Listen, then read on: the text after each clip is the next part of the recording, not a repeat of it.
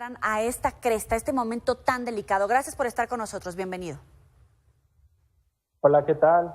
Muy buenas tardes a todos. Mi nombre es Antonio Aguirre, soy el vocero de la Asamblea Mexicana de Médicos Internos de Pregrado. Actualmente, como ya bien comenta, primero muchas gracias por la invitación. Nos encontramos en una etapa crítica con respecto a la actual pandemia ocasionada por el virus SARS-CoV-2 y actualmente los médicos internos de pregrado, estos se encuentran expuestos en todo momento ante esta pandemia. Y cabe aclarar que los médicos internos no son médicos titulados aún, son médicos en formación, son estudiantes de medicina que se encuentran en el 6º año y se están exponiendo ante esta pandemia sin el equipo de protección personal adecuado. Nosotros lo que actualmente estamos exigiendo al gobierno y a las instituciones académicas es que si buscamos que los médicos internos regresen en este momento a los hospitales, se les proporcione el equipo de protección personal adecuado y se les retire de las áreas COVID, áreas de triage, áreas de urgencia y de cuidados intensivos en las que se encuentran más expuestos y vulnerables. ¿En algún momento se vieron obligados a asistir a estas áreas de COVID, por eso fue que los retiraron? Sí, efectivamente. La verdad es que en papel se dicen muchas cosas. En papel, actualmente la indicación, de hecho desde un principio fue el médico interno no deberá estar en área COVID, no deberá estar atendiendo a estos pacientes, pero la verdad es que recibimos demasiados reportes en los cuales médicos internos, médicos pasantes, eran los que estaban en áreas de triage, siendo el primer contacto con estas personas con sospecha de COVID. Y en este momento que ya tienen que tomar decisiones para regresar, para atender gente, que obviamente van a empezar a presentarse esos casos de déficit de camas, de instrumentos para atender a los pacientes que llegan y de equipamiento para protegerse ustedes mismos. ¿Cuáles son estos criterios que ustedes están evaluando dentro de la misma asamblea para saber si atienden los llamados, si se avientan, se arriesgan incluso a la propia vida? Sí, ok.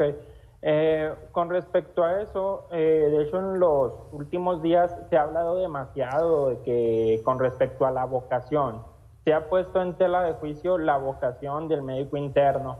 Incluso por las autoridades se habla de que el médico debe de tener vocación.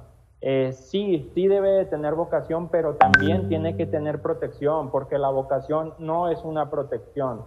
La vocación no va a salvarle la vida a un médico interno y tampoco le va a salvar la vida a un paciente. Si el gobierno quiere que el médico interno de pregrado esté en los hospitales, tiene que proporcionarle el equipo de protección personal adecuado. ¿Por qué? Como me preguntaba ahorita, ¿qué es lo que solicitamos? Porque están escalonadas las áreas en los hospitales. Está el área COVID y están las áreas de bajo riesgo.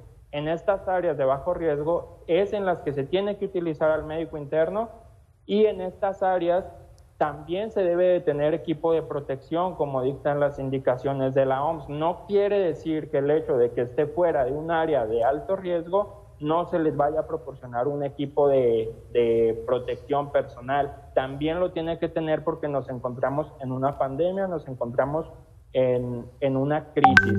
Y también otra cosa que estamos solicitando es cuidar la integridad no solo del médico interno, también de sus familias, ya que al estar expuesto puede llegar a su casa, puede contagiar a sus padres, a las personas con las que viva y aumentamos la tasa de contagios ante esta pandemia. Antonio, me llamaba mucho la atención, hace un momento decías, el médico tiene que tener vocación. ¿Cómo ha sido el trato hacia estos médicos internos? ¿Ha habido maltrato en algún momento? ¿Hay, sin duda alguna, falta de personal en todos lados? Se requiere de su apoyo, sin duda alguna, pero los horarios han sido muy extendidos, el personal médico está cansado. ¿Cómo ha sido el trato para estos internos?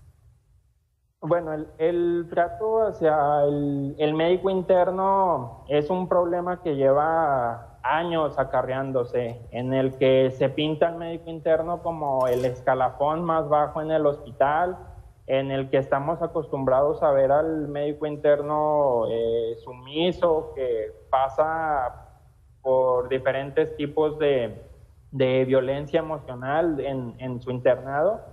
Y durante esta pandemia el ataque ha sido por parte de los médicos, a veces de base, ya vieja escuela, que suelen decir el médico interno de hoy, el médico interno millennial, le tiene miedo a la pandemia. En mis tiempos nosotros atendíamos las pandemias como fuera, sin el equipo, etcétera, ¿no? Pero la verdad es que la medicina tiene que evolucionar, la medicina tiene que ser una medicina que se practique con el equipo completo para atender al paciente, no haciendo milagros, porque de esta manera correcta al paciente y nos vamos a formar de una manera incorrecta. Entonces, el trato, sí ha habido maltrato, ha habido comentarios despectivos, incluso comentarios hasta cierto punto misóginos, que nos han estado haciendo llegar audios, diferentes capturas de pantallas de grupos de WhatsApp, donde el médico interno es amedrentado y que incluso hasta se le llega a poner en duda si se le da su carta de liberación o no. Nos quedamos con esta denuncia que hace Antonio Aguirre de la Asamblea Mexicana de Médicos Internos de Pregrado. Gracias por estar con nosotros. Muy buena tarde. Gracias por la invitación.